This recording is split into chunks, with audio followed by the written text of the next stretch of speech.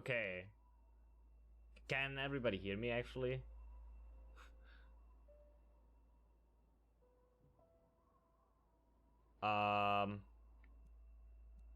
Okay. Then... Yeah, hello first. My name is Flesh177. I'm here to represent Celeste. The 5k devs were on a practice file. Don't worry, I'm not that bad at Resort. So yeah, I will be playing Celeste. I'm currently at like around top 60. My PB is 35-15, not looking to PB today. I try to explain everything as good as I can. And I think that's it. Yeah, I try to showcase some cool tricks. I try once, or no, I won't try a really cool trick. Actually, I'm just too terrible at it today, so I'm sorry. But everything else should be as normal as you might expect it. Do I get like green light to start the run then? I actually should not forget to start the timer, the RTA timer. You will also see an in-game timer, because if I PB, then I can submit it via in-game timer. I have to showcase the in-game timer then.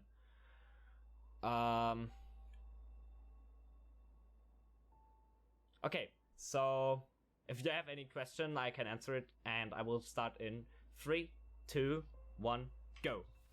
So okay, first of all, this is Celeste. It's probably one of the most popular games in the speedrun community since its release.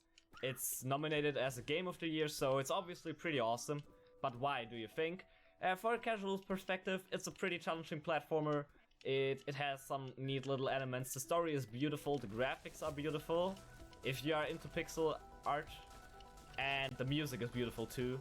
You won't hear probably much out of it because I'm talking over it the entire time, but maybe you will.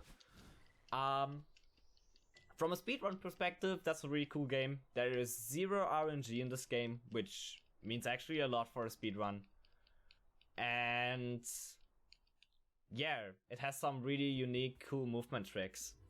I will showcase throughout the entire game, obviously. So this is the first chapter, which is the Forsaken City. It's the shortest chapter in the game, obviously.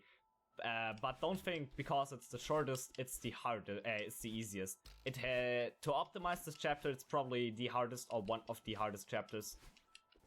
That's not supposed to happen, obviously. But whatever. Don't expect me to play perfectly. So what you'll constantly see me doing is combining my dash with a jump in order to perform dash jumps or hyper dashes, later on ultra dashes. That's like just the fastest way to move through the game. The developers did a really good job on like how they created the momentum of Madeline. You can make your very own momentum with those hyper dashes. Moving platforms, their momentum gets added to your momentum. You can do corner boosts you might see throughout the run. They are very inconsistent, to be honest, for me at least. And yeah, there are a lot of great ways to build momentum. That's like what the entire speedrun is about. Building momentum and get through everything as fast as possible. Now you will see me performing a trick called neutral jumping. Normally you can like not infinitely climb up a wall because Madeline runs out of stamina after a certain while. But what I did there is neutral jumping, which means I jump off the wall and with a neutral position on my D-pad and then hold back to the wall. And if I do it correctly, I'm able to get height on a wall without losing any of my stamina. That's one of the uses of neutral jumps in the speedrun. Later on, you will see another use of it. So that was City.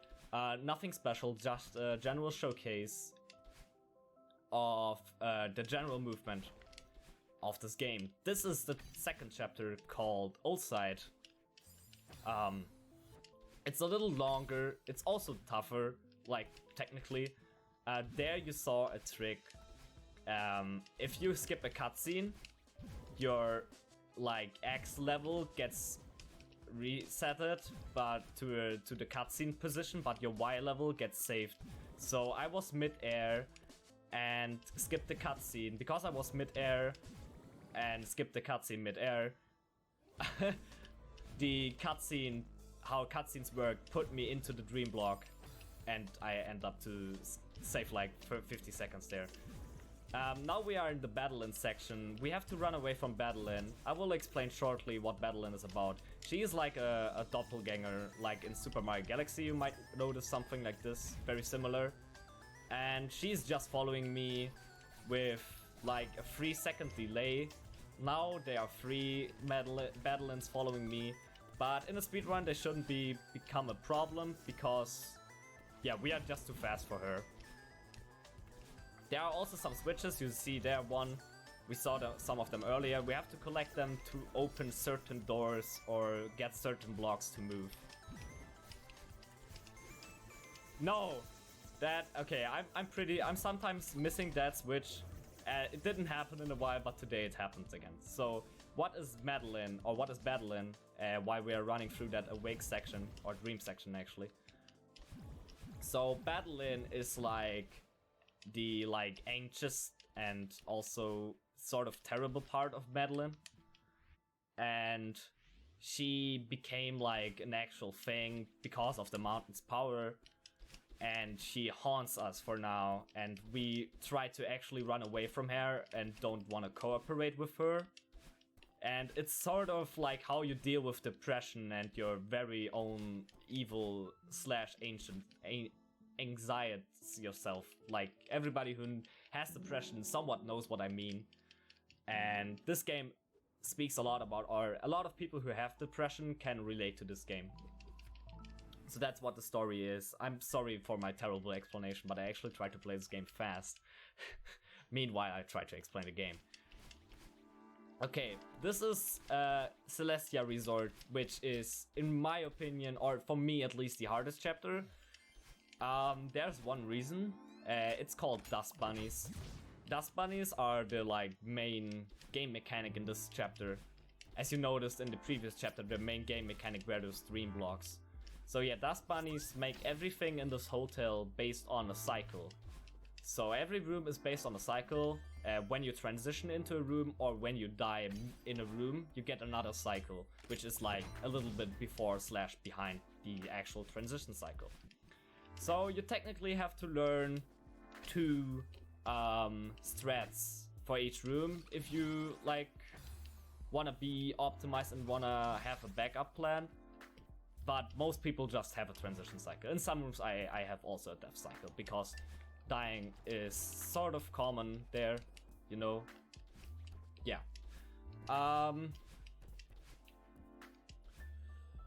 And also the other thing we have to do is we have to collect certain keys. Like, you just noticed we got to a locked door. That's not supposed to happen. We got to a locked door, then we have to collect the key. And that's the main concept of this chapter. Yeah. Coming up next is Huge Mess. So there we can explain a little bit of the story. So this hotel is pretty old, as you can see. It's destroyed and there are dust bunnies living in here. I don't think that hotel actually runs anymore, obviously. And that's Oshiro. He's the ghost, the hotel owner, or the ghost of the hotel owner actually. Thank you for all the good luck, by the way. And yeah, he has his very own problems with that hotel, and his ghost can't really leave that place because he loves his hotel so much, and he don't want to accept that it's actually time to close it. And that's actually terrible. Okay, there we got it. Second try. What we did there is a spike jump. As long as you're walking away from spikes or holding away from spikes, you can you don't get hit by them. And then we can actually jump off the wall behind it. That's nice, right? Yeah, and Oshiro is just the ghost. He don't know what to do here. We have to clean up his stuff because he can't, obviously. And yeah, we are a little stuck here in this hotel story-wise. Oshiro will become later one of our better friends, but you will see that at the end of the chapter. So what we are doing is just to clean the hotel. We have to clean up those sections, get through them, hit the switch at the very end, and clean up a certain item in the entire hotel. So if you go through that rooms in a like through that sections in a different order, they change within it. Like, yeah, I think that's obviously what I explained there.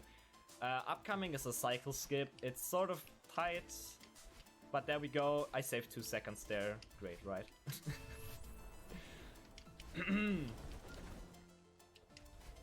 I just try to constantly explain and do stuff, and that's all I do. I hope you are all enjoying and you sort of can track what I'm telling you about. So now a trick is technically upcoming, but because I do suck at it today, I won't go for it. I maybe go once for it, but then... Nah, I won't go for it. I'm sorry. No demo dash. So demo dash is you can perform a crouching dash mid-air. And what crouching dash means, your hitbox is smaller. And with that trick, and because your hitbox is actually smaller... Wow, okay, sorry. You can go through certain walls in the game. Actually, there are quite a lot of walls you can go through. I should probably shut up for a second. So yeah, technically we can go through that wall on the left there, but I'm too bad at that trick today, so that's why I'm not going for it. Therefore, we have to get that key. Nice. We didn't got it. Nice. Okay, there we go. Normally we can skip that key. That demo dash, I explained to you, saves like 12 seconds if you perform it perfectly. But yeah, I just learned it this week, so please forgive me that I'm not showcasing it. That's like the only thing I cannot really showcase. I actually might go for a door skip, even though I hate it later on in the run. Okay, now I talked earlier about Oshiro getting our best friend. Battlein appeared and was not so nice to Oshiro. And now he's like freaking out and I play so terrible. And he's like following us, he wants to kill us, he like totally freaks out. But that's okay, we just want to get out of here. Now we have an actual reason to get fast out of here. Yeah. This section can be really tough for some runners. You can die in some of the later rooms quite easily and lose a lot of time, which is actually not so cool.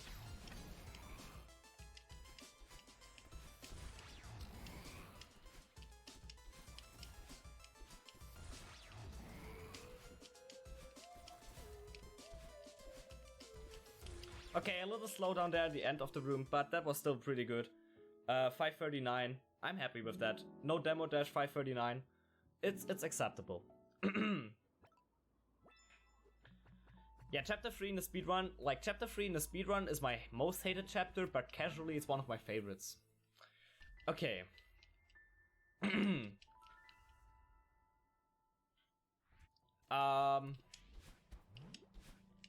Yeah, next chapter, chapter 4.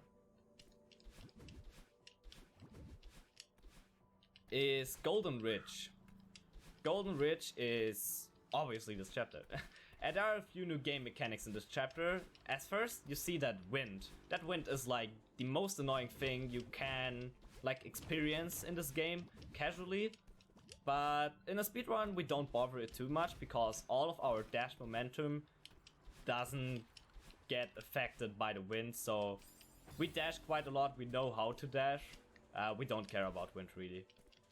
And then we have those bubbles you just saw there. They are like an additional dash mid-air. And the third thing are those... The third thing are those like clouds, and the fourth thing are those moving blocks. That's all the new game mechanics in this chapter. Yeah. I messed there up a trick. You constantly see what also is very important in the speedrun and mess up some newer runners when they start out with that speedrun game. How you transition into the next room. Transitioning is really important and most rooms are very crucial of how you transition into them. There we got an auto-scroll escape first try that saves a good amount of time. We used that momentum of that block to push us a little bit further and then we hyper dashed and that allows us to skip that hole completely. Normally we have to like get onto the dash, onto the moving block, which is actually slower than Madeline walking, and Madeline walking is already pretty slow. We will have later on another auto-scroller skip, which is actually harder to perform. My voice is getting tired a little bit. I hope you don't mind.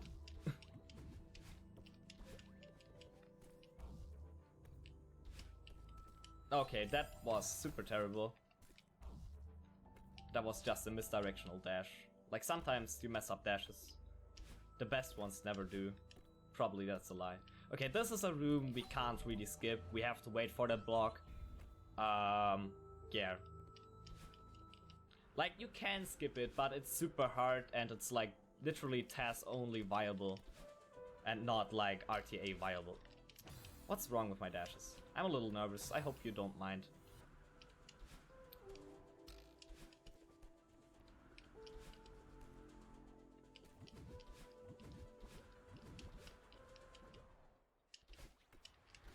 All those shoutouts, thank you.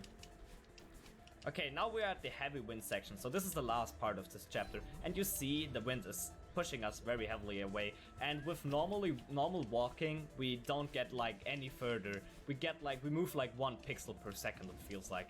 But because we can dash like quite a lot and do hyper dashes and be a cool runner, we don't mind it. But casually, that's a very slow area, and might annoy some of you if you play that game casually. Okay, the snowballs are pretty mean to me. Yeah.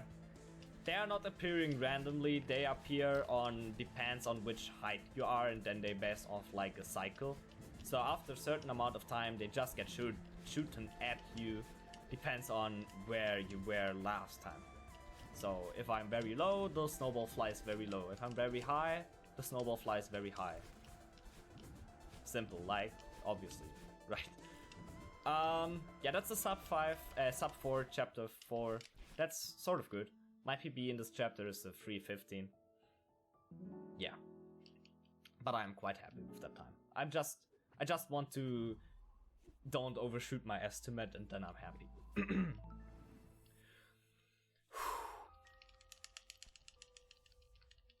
Okay, next chapter is Mirror Temple. A little story to that chapter. First, I think they found out about it in as a task. Like, you know, there are B-sides and A-sides. We in any percent run, or at least I in any percent run, just play A-sides, but it's technically faster to go into some chapters throughout B-sides. Because if you beat a B-side, you actually unlock the next chapter. But to go to a B-side, you need to find the tape, which is obviously because we played all that game, so we know where the tape is technically, and you have to play through B-side. B-side is a lot shorter, but it's also significantly harder. But there is a new trick found out about it, which makes B-sides a lot safer to actually like save time at. So that's why most top runners go for B-side, and you won't see like most parts of this chapter in a top run, so don't worry if you see that part in my run. It's totally viable for me still. But yeah. So new game mechanics in this chapter are those red bubbles. They work infinitely into one direction until we dash out of them or they hit a wall / spikes. And the other thing are those dash blocks we saw throughout the entire chapter already. They always move on a certain track whenever you dash. And they move very fast, and then they move slowly backwards.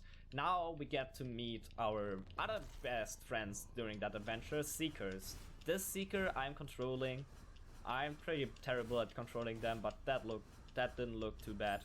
So those Seekers, they are sort of connected to Madeline. I don't know the entire story of that Seekers. Technically, those Seekers are like nightmares of Madeline, I would say. And there we have Madeline again, and this entire Mirror Temple turned into somewhat of a nightmare, and it sort of happens like it represents everything that happens in Madeline's head on like her nightmarish side. So all her anxieties are represented right now by the Mirror Temple, because the Mirror Temple is such a strong place of the mountain. That's why we have those Seekers here, and that's why everything looks super creepy. So now we meet those Seekers. Those Seekers can activate switches for us, can destroy those red blocks. Yeah. We can jump off them to refresh our dash. We manipulate their one Seeker to hit a switch for us. That's like what we do with our Seekers. But they are very, like, if you get hit by them, then you die, obviously. And lose like a certain amount of time within that room. Coming up is a nice little skip called Search Skip. Normally in that huge dark area we are now entering, we have to search 2 keys out of 3 to open a path for a bubble. But we can just do this and skip that entirely. And that saves around 1 to 2 minutes. Let's say 1 minute. And that's like the only really needed skip you need to learn if you want to speedrun that game. Actually, let's talk about this shortly. I really recommend you to join that game. Even though if you're just casually speedrunning it, it's a lot of fun. And as I said, there's no RNG, and I feel like a lot of speedrunners would really appreciate to want speedrun a game without RNG. That's all I want to say. Because upcoming next is like the infamous Theo section. So Theo is a little weird. Theo is our best friend, our actual best friend we met throughout the adventure of the mountain. Like Theo we just met in every chapter, or we can met in every chapter. And he talks with us and he becomes really a friend. There's a lot of fandom between Madeline and Theo, like they becoming very good friends. So, but what affects Theo in a speedrun, or like how does he act in a speedrun? So you see we have to carry him, that was pretty close, out of that temple because he's in a crystal prison. So when we normally walk with him, that by the way was nearly a good clip, or nearly a good trick. When we walk with him, we are getting slowed down. But if we grab him with any momentum from a dash or from a platform, he actually boosts our momentum even further. And that makes like super interesting strats possible. Like you just saw that dash that nearly worked. Okay, I messed up that last room. But other than that, that was a really good chapter for me. 510 is really good. Yeah, because of that you get faster if you grab Theo with momentum. Makes some ridiculous threats. Shoutouts to the task bot who got showcased at GDQ. I would really recommend you to watch that if you want to get your mind blown by Theo. Coming up next is chapter 6, which is probably the story heaviest chapter, and by many fans one of the favorite chapters. By many speedrunners, one of the most hated chapters. Because on a speedrun, this is the most punishing chapter. You mess up in one room and lose so much time. And yeah. So the new game mechanic really are those feathers you saw. We can fly with them through the air. You see those cabin blocks. Shoutouts to Kevin from Power Up Audio who made the sound effect for them. For those blocks. Really cool. That's why they're called cabin blocks though. You dash into them and they dash towards that direction. And then we have later something really special. And bumpers. But bumpers, you will see what they do. Yeah, this chapter, technically we met Madeline again and tried to like cooperate with her. Not really cooperate. We tried to say, like Madeline said like something like, I don't need you anymore. But that's not what she has to do with Madeline. She has to become a friend with Madeline, not to leave her alone on the mountain. That's like wrong. And Madeline got obviously upset about that and throw Madeline at the very bottom of the mountain again. So technically we are at the very bottom of the mountain again. Because story-wise we climbed up already a lot of like height. I don't know how to say that. And yeah, we just try to get out of here and get back to the grind on the top. But we have some interesting things happening here.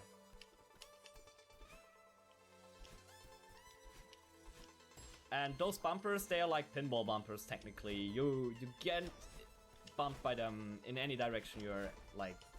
You get just bumped away. Like a pinball bumper. I can't explain that better actually than just saying that. So here you have technically a split path. You can choose between a bottom and a top path. Most runners go mostly top, but some rooms are bottom easier, I would say, or more acceptable. That was a very stupid death. We called that I called it the Phoenix death because there's a runner called Phoenix. Shoutouts to him, he's really good. He told me about that way to die there, and then since then I'm dying there from time to time.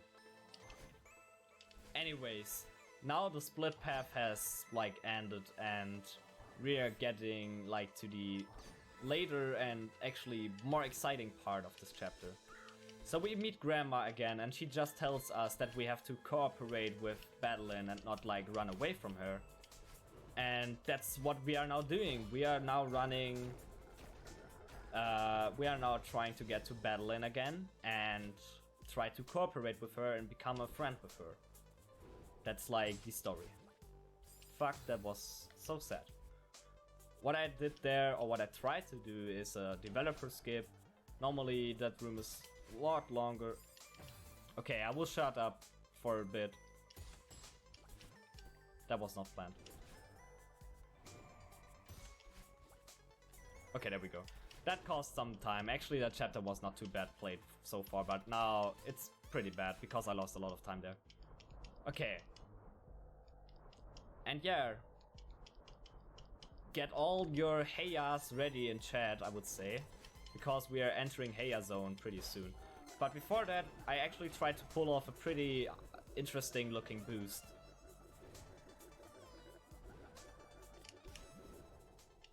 Ah, I messed it up, sorry for that. But yeah, it's Heia time. So this is the battle and fight.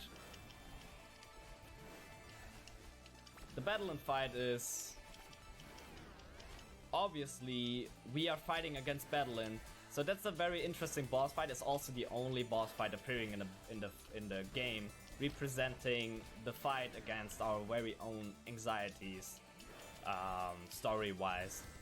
So last time we met Madeline in the run, we actually had to run away from her. Now she is technically running away from us because she knows our attention. And she actually don't like to team up with us because she represents the entire anxiety of Madeline, obviously. So she is very scared by like climbing the mountain. She doesn't believe that we actually can do it. She's very worried about what we are doing. That's why she's actually doing what she's doing. And I'm messing up all these easy rooms. I'm so sorry.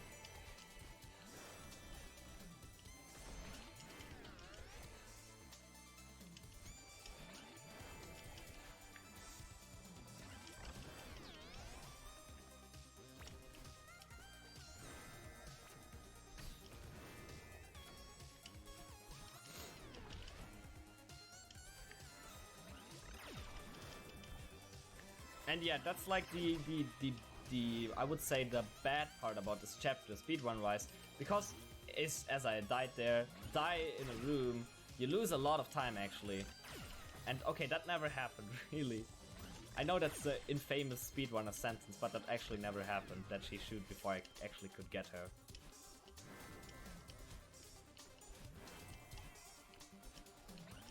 Okay, that is a sort of tight cycle. People told me to just believe into Madeline to get there, and since then it's working. Shoutouts to Bentisi for that quote, actually. Okay, now we're entering the second part. Now things are getting a little bit more crazy, the music is getting more crazy, and yeah, rocks are falling from everywhere. But yeah, we are getting closer to Madeline actually accepting us. And yeah, we just try to complete each room the fastest way I know to complete them. I hope so far my performance is actually acceptable, and yeah.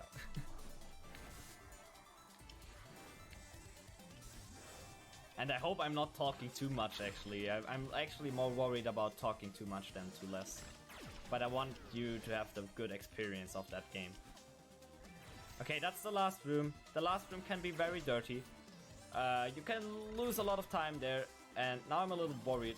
Okay, never mind. I'm still alive. I died there in that last room so often. Okay, after every great boss fight, you get a level up or you get a lot of XP, and that was our first experience points throughout the adventure. So we got actually a level up. Technically, we teamed up with Badalin. Now our two strengths combined means we can dash twice in the air before we have to touch the ground or get in any other way our dash back, which opens up a lot more variety to the run. And now coming up with the last chapter, the summit, you will see a lot of different ways. Like, you already saw a lot of interesting routes in a room compared to casual strats. Now with 2 dashes, we are totally like beating rooms in completely different way how they're actually intended casually. But that's like part of the game. And what the representation of the summit... Oh shit, that was so bad, because that's the worst room to die in. Because summit, like, remembered I told you in chapter 6, we got thrown down to like the very bottom of the mountain again. Guess what? Summit is like our completely climb back to the top, which means we are technically revisiting the previous areas, as you will see pretty soon. So remember back the first chapter, Forsaken City. Do you that look is very recognizable to that Forsaken City look, right? So yeah, that's like the entire theme of that chapter. We got thrown down to the very bottom of the of the mountain, and now we have to climb back up all again. But now with the power of Badalin, with the power of 2 dashes, it is like actually more likable that we can actually do it. So that's like all the story elements of this. So we will revisit all the previous chapters technically, like the Dream Blocks of chapter 2, the Dust Bunnies of chapter 3, the Wind of chapter 4, and the Mirror Temple with its dash blocks of chapter 5.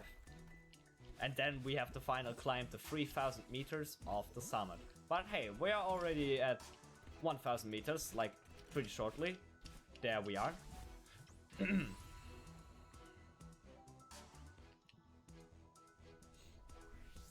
So that's 1000 meters, which is a representation of Old Side, with all its dream blocks. This is probably one of the most fun parts to play through in a speedrun. You're constantly dashing, dream blocks, dream jumps, dream hypers. Everything is happening here. You have a lot of fun playing this chapter in a speedrun, believe me.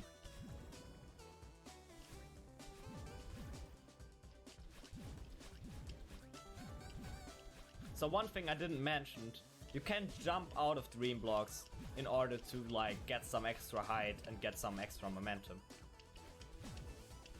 But that's something that actually the game tells you later on. So that's something I'm gonna explain real quick. I told you about B-sides and C-sides, which are harder versions of the actual game. In those additional sides of the game tells you actually speedrun strats. So it tells you how to wall bounce, how to do hyper dashes at the very last chapter, that you can jump out of dream blocks. All that stuff is getting taught to you by the game at a later point.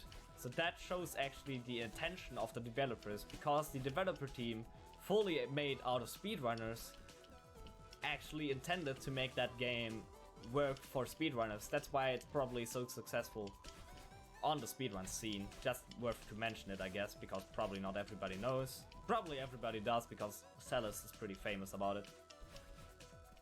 Actually, we are killing 1500 meters. Normally I have a hard time going through this, but this time went actually perfect. Even though I talked quite a lot during it, normally I have to focus quite a lot. We probably will go overestimate a little bit because of RTA is a bitch, and that's like even more of a bitch. That was so sad. That was my fault, 100%. I'm sorry.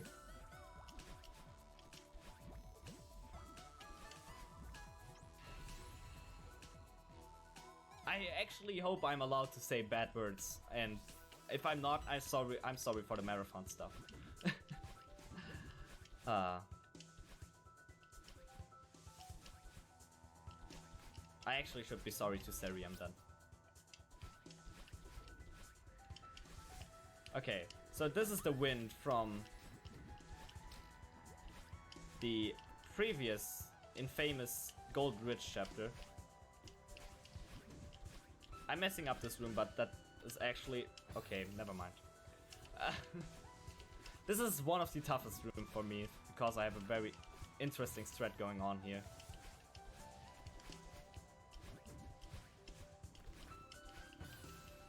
Okay, I will slow down a little bit.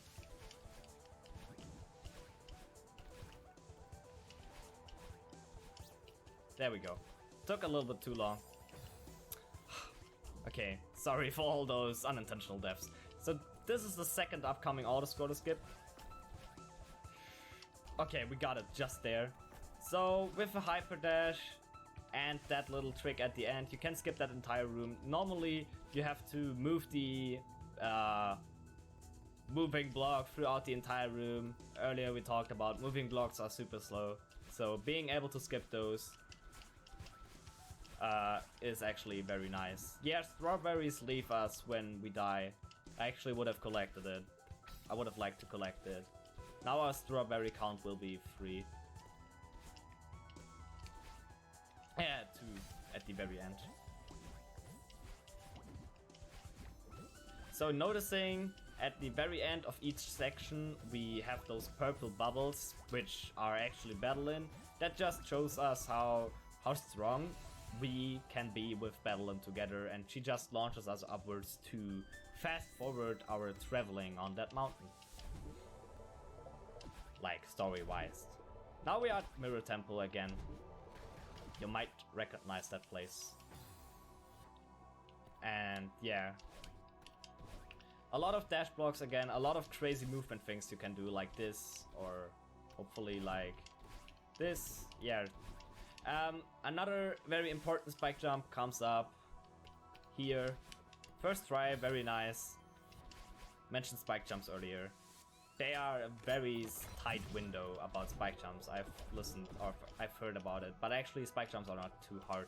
You just know how to set up for them properly, and then you should just not fear the spikes and you're fine.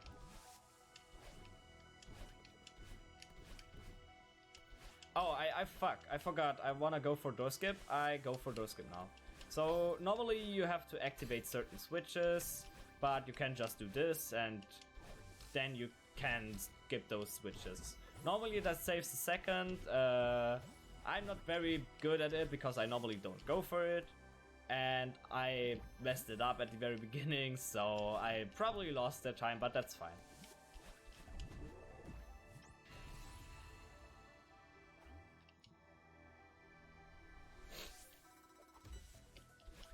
Now at the last part of the run. 3000 meters. Please count with me those flags. Those flags are now our checkpoints, not the screen transition. So yeah, 29, I would say. 28.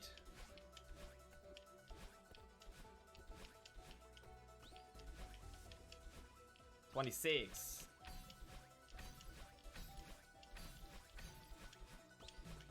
25. 24, actually. I'm so bad, I'm sorry.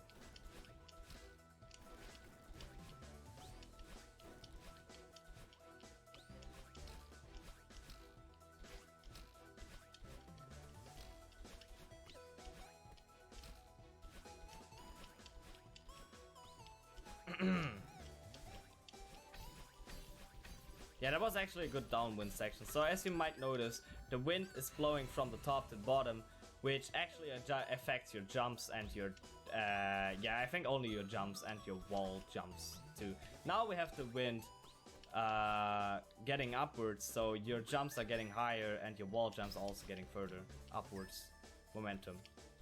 So yeah, that's all we needed. Oh.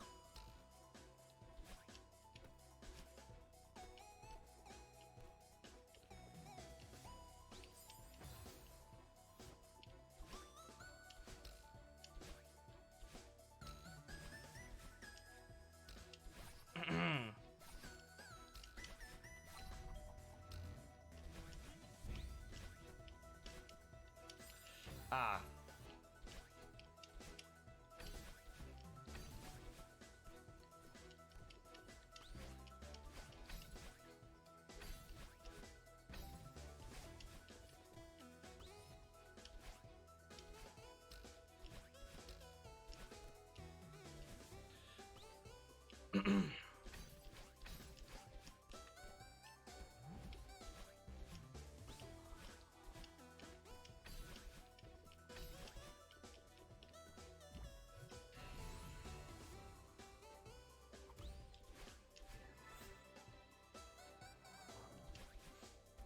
Actually, that summit has been pretty good so far. So this is the final section. You can just skip that 5th flag. There is automatically a checkpoint, you don't have to get it. And yeah, it's just the final climb. You see, it's more based about like actual climbing than like normal movement and more normal dash jumps you saw early in the run. So yeah, second last flag. This is a flag that tends to kill me quite often.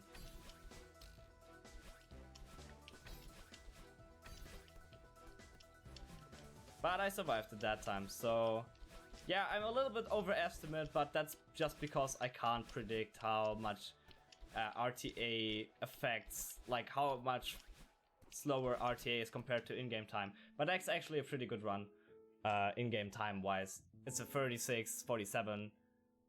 I'm really happy about that. Sub 37 is really good for me. Like my average time is something between 30, 37, 38. Something around this. So yeah.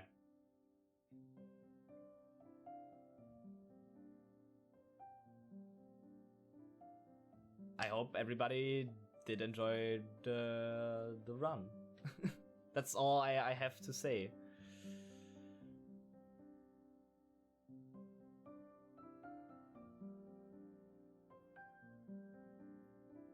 So yeah. First of all, thank you for having me here. Yeah, thanks, Pineapple. I already saw you. Yeah. Thanks. Just thanks.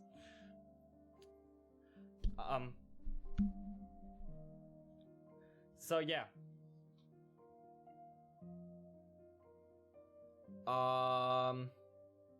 First of all, thank you for having me here. Thank you to Waldo. Because of him, I actually noticed that there's a marathon going on.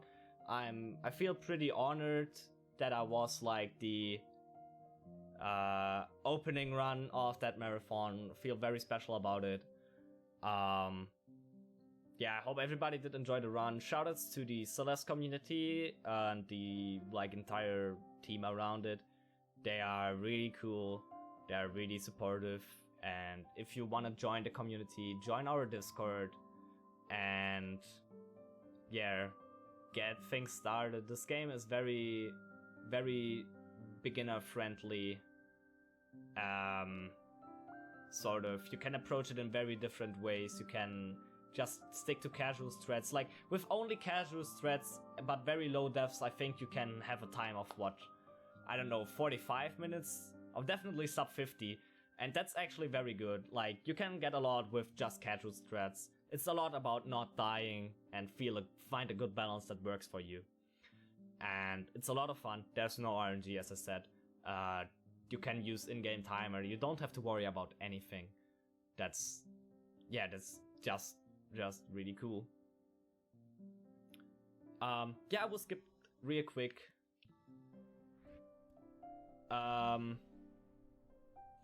Those credits. And we will get to the last screen. We have 38 deaths. That's actually very low. Normally I have around 40 to 50. Like actually more 50 than 40. So yeah, I'm pretty happy with that run. I actually thought before the marathon I will perform terribly. I did really good. Shoutouts to my very good friends in the community. 4K Phoenix, check him out, he's a top 10 runner. Blackbeard, he's also top 10 runner.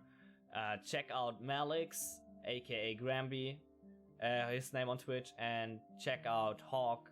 And if you don't mind German commentary, check out Starcruncher as well. All those people are amazing on the community. They are really great people, but technically I can say all of this about every part of the Celeste community. But those are the two I know the most. The few I know the most. So yeah, I think it's time to say goodbye. Wish you good luck with the marathon. I hope you will have an amazing weekend. Get the help to Ceriam. I hope you did enjoy the run too. It's like technically for you. And yeah, I think, am I now supposed to say goodbye? Yeah. So, bye.